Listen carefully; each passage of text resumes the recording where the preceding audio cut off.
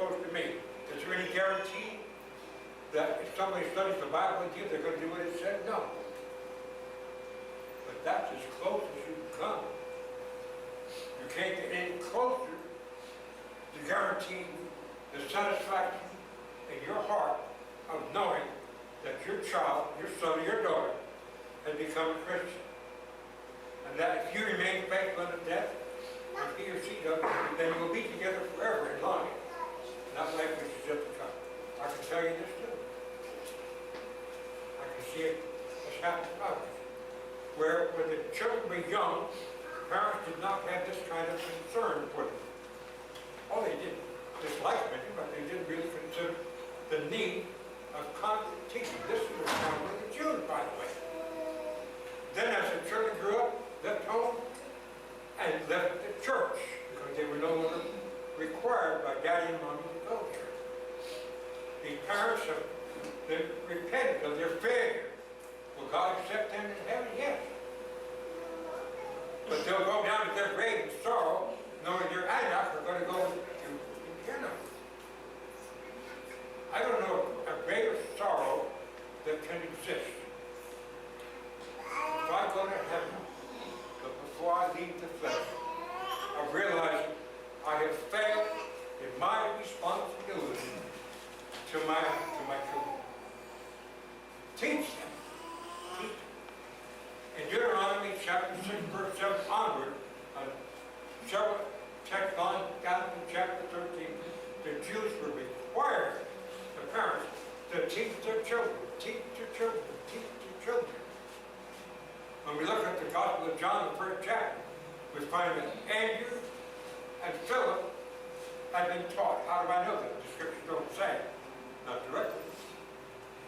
But while the Pharisees and Sadducees missed the signs of the significance that Jesus was Messiah, these two fishermen had been taught to their parents to recognize that Jesus was the Messiah. The only way that they could have done that was that their parents had followed God's instruction, Deuteronomy 6, verse 7 onward, and taught their children. They were told to take scripture and teach it day by day. They would make a packet of leather pots, fasten it to the doorpost, and each day they would write down a scripture, put it in there.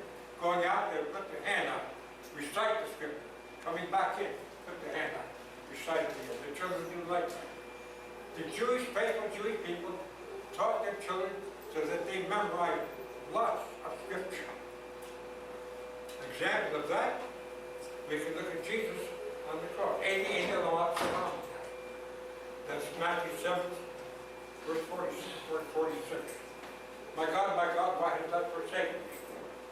A lot of people, including preachers, come in and say, well, the Lord forsook, God forsook Jesus on the cross. Not so. That's the first line of the 22nd Psalm.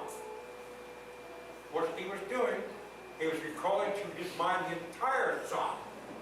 Where in verse 22, he said, I will lift up my voice and praise to thee before the people. And from verse 22 onward, it's all about the fact that God had not forsaken Jesus on the cross. It appeared that he had, but what that verse did was bring to Jesus remembrance the entire Psalm. I don't know the best way to teach children. I know the way that we tried, but we thought we were doing it properly. We would start at Genesis, and we go all the way through the Bible.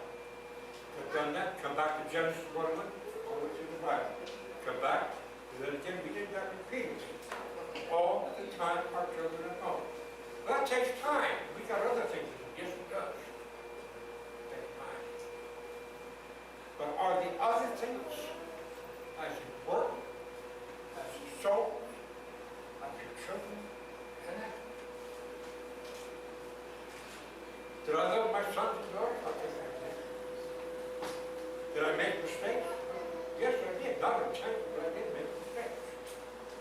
But one of the mistakes my wife and I did not make was to leave the responsibility for teaching our children to somebody else.